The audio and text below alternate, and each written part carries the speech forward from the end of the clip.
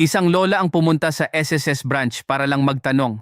72 taong gulang, retirado na ng 5 taon. Tumatanggap ng 5,800 bawat buwan.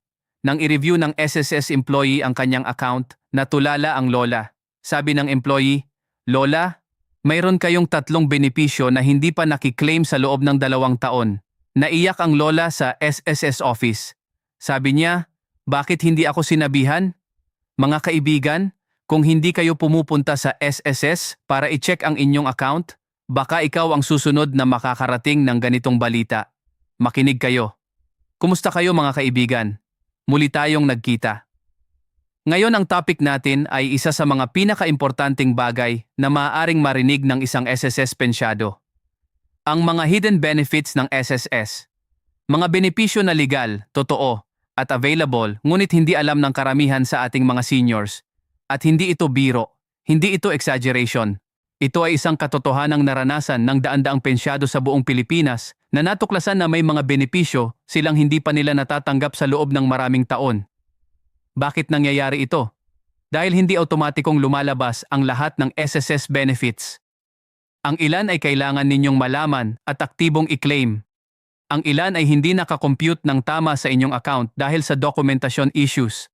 At ang ilan ay simple lang na hindi alam ng karamihan na mayroon. Ngayon, babaguhin natin iyon. Isa-isahin nating pag-usapan ang bawat hidden benefit na maaaring karapat-dapat kayo. At sa katapusan ng video na ito, alam ko na ang marami sa inyo ay magsasabi ng, "Ay, hindi ko alam na mayroon pala iyon." Bago tayo pumunta sa mga hidden benefits, kailangan muna nating maunawaan kung paano gumagana ang SSS benefit system para mas malinaw ang lahat. Ang SSS ay hindi isang simpleng sistema.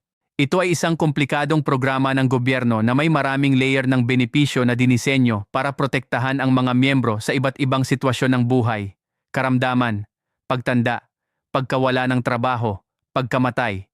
Ngunit ang problema ay ang sistema ay dinisenyo para sa mga taong aktibong nagmamasid sa kanilang account.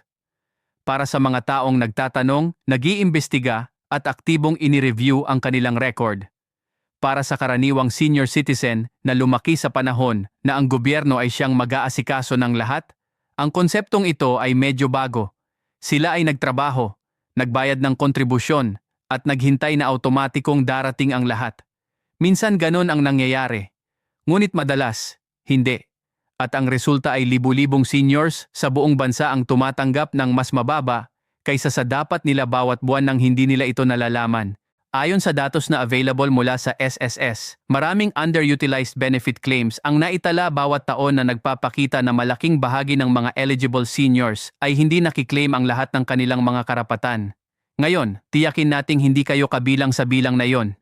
Isa-isahin nating pag-usapan ang bawat hidden SSS benefit na kailangan ninyong malaman.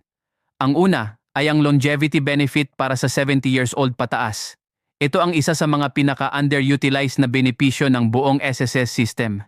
Kung kayo ay 70 years old o mas matanda pa, kayo ay may karapatang sa karagdagang longevity benefit na nagdadagdag ng extra supplement sa inyong buwanang pensyon. Ngunit narito ang problema. Hindi ito automatikong lumalabas sa lahat ng pensyado. Minsan, dahil sa mga pagkakamali sa dokumentasyon o sa sistema, hindi ito nakakompute ng tama. At ang pensyado ay patuloy na tumatanggap ng mas mababang halaga ng hindi nalalaman. Kung kayo ay 70 pataas at hindi ninyo natanong ang SSS tungkol dito, ngayon na ang tamang panahon. Pumunta sa inyong pinakamalapit na branch at sabihin ninyong gusto ninyong malaman kung nakakompute ng tama ang inyong longevity benefit. Iyan lang ang kailangan ninyong sabihin. Ang pangalawa ay ang sickness benefit para sa voluntary members. Maraming pensyado ang hindi alam na kahit retirado na sila, kung sila ay patuloy na nagbabayad ng voluntary SSS contribution, maaari pa rin silang mag-file ng sickness benefit kung sila ay nagkasakit at kailangang huminto sa trabaho o sa kanilang pang-araw-araw na aktibidad.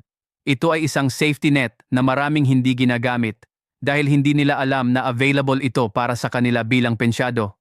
Ang kondisyon ay simple. Kailangan ninyong nagbabayad pa rin ng voluntary contributions bilang pensyado at kailangan na ang inyong karamdaman ay naging dahilan para hindi kayo makapagtatrabaho ng hindi bababa sa ilang araw. Ang ikatlo ay ang death benefit para sa inyong pamilya. Hindi ito benepisyo para sa inyo mismo. Ito ay para sa inyong pamilya pagkatapos ninyong lumisan. Kapag namatay ang isang SSS pensyado, ang kanyang mga primary beneficiaries, ang asawa at mga anak na menor de edad, ay may karapatang sa funeral benefit na 20,000 piso at sa isang survivor's pension. Ngunit para matanggap ng inyong pamilya ang mga benepisyong ito, kailangan na ang inyong beneficiary record sa SSS ay updated at tama. Ito ang isang bagay na maraming seniors ang hindi isinasaalang-alang. Nagbabago ang pamilya. Nagbabago ang mga beneficiary, ngunit ang SSS record ay mananatiling pareho kung hindi ninyo ito i-update. Pumunta sa SSS ngayon at i-verify ang inyong beneficiary record. Tiyakin na ang inyong asawa at mga anak ay nakalista ng tama.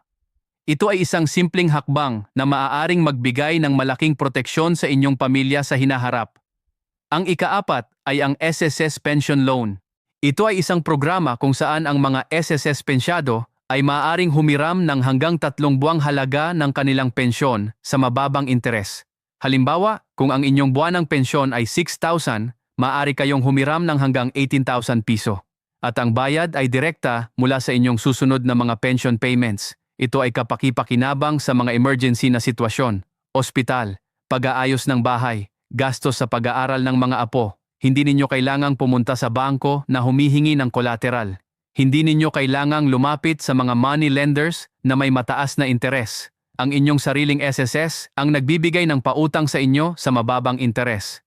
Ang ikalima ay ang PhilHealth Integration. Bilang isang SSS pensyado, kayo ay dapat na automatikong naka-enroll sa PhilHealth bilang senior citizen member. At ang inyong monthly contribution ay dapat bayaran ng gobyerno. Ngunit maraming seniors ang hindi pa natanggap ang kanilang PhilHealth Member Data Record o MDR bilang senior. Ibig sabihin, hindi pa nila nag-a-enjoy ang buong PhilHealth coverage na karapat-dapat sa kanila. Kung hindi pa kayo nakatanggap ng inyong PhilHealth MDR bilang senior citizen, pumunta sa pinakamalapit na PhilHealth office o SSS branch at ipaayos ito. Ang PhilHealth coverage ay nagbibigay ng malaking tulong sa pagbabawas ng inyong gastos sa ospital at gamot.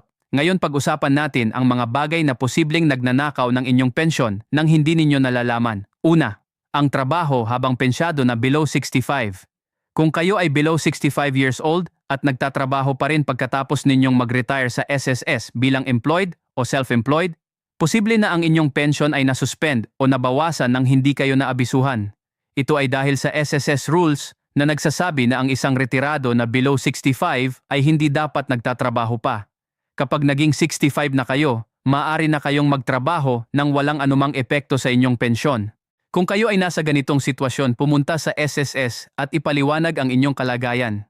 Alamin kung mayroon kayong na-hold na pensyon na maaaring ma-release. Pangalawa, ang hindi na-update na bank account.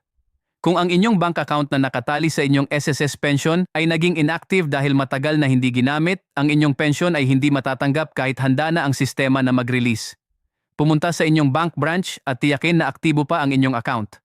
At kung gusto ninyong mag-switch sa mas convenient na disbursement channel tulad ng GCash o ng inyong UMID linked account, makipag-ugnayan sa SSS tungkol sa Disbursement Account Enrollment Program o DAIP. Pangatlo, ang hindi na-update na personal information.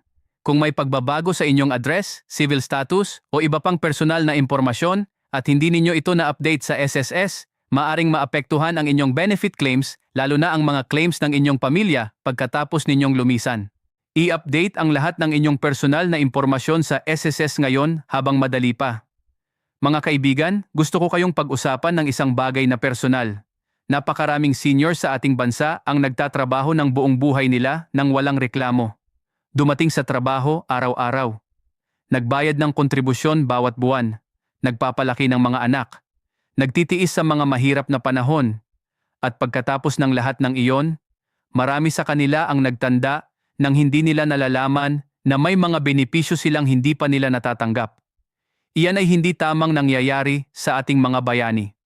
At ngayon, kasabay ng importanteng impormasyong ito, may mga taong aktibong naghahanap ng paraan para samantalahin ang ating mga matatanda. Mga scammer na gumagamit ng SSS benefits bilang dahilan para makuha ang pera at personal na impormasyon ng mga seniors. Kung tatawagan kayo ng isang tao at sabihing mayroon kayong hidden benefit na hindi pa natatanggap ngunit kailangan ninyong magbayad ng processing fee, itigil ang tawag agad. Ang SSS ay hindi humihingi ng bayad para sa mga benepisyo. Kung may text message kayong matatanggap na humihiling ng inyong SSS number, password o ATM details para maklaim ang inyong benepisyo, i-delete agad ang mensahe at huwag i-click ang anumang link. At kung may pumunta sa inyong bahay na nagsasabing siya ay SSS representative para mag-verify ng inyong account, huwag buksan ang pinto. Tumawag sa SSS hotline na 1455 para i-verify kung may opisyal na home visit na nangyayari. Ang tunay na SSS representative ay hindi basta-basta nagpupunta sa bahay nang walang prior appointment at opisyal na dokumento. Ibahagi ang mga babalang ito sa inyong mga matatanda ngayon. Isang tawag, isang text.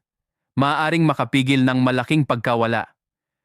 Mga kaibigan, 3 hakbang lamang ang kailangan ninyo ngayon. Una, pumunta sa pinakamalapit na SSS branch ngayong buwan at hilingin nilang i-review ang inyong account ng buo. Itanong kung nakakompute ng tama ang lahat ng inyong benepisyo kasama na ang longevity benefit kung kayo ay 70 pataas. Pangalawa, i-verify ang inyong beneficiary record sa SSS. Tiyakin na ang inyong asawa at mga anak ay nakalista ng tama para protektado ang inyong pamilya sa hinaharap. Pangatlo, huwag maniwala sa kahit sino na humihingi ng bayad o personal na impormasyon para sa inyong SSS benefits. Ang lahat ng SSS benefits ay libre, walang processing fee, walang administrative charge. Bago kayo lumabas ng bahay ngayong buwan, gawin ang 3 hakbang na iyon. Maaaring ang isang araw na ginugol ninyo sa SSS branch ay makapagbibigay ng daan-daang piso ng dagdag bawat buwan para sa nalalabing buhay ninyo. Kayo ay karapat-dapat sa buo ng inyong mga benepisyo, bawat sentimo, bawat bahagi, lahat. Salamat sa inyong panunood ngayon. I-share ninyo ito sa lahat ng SSS pensyado na kilala ninyo at ingatan ninyo ang inyong sarili at ang inyong pamilya.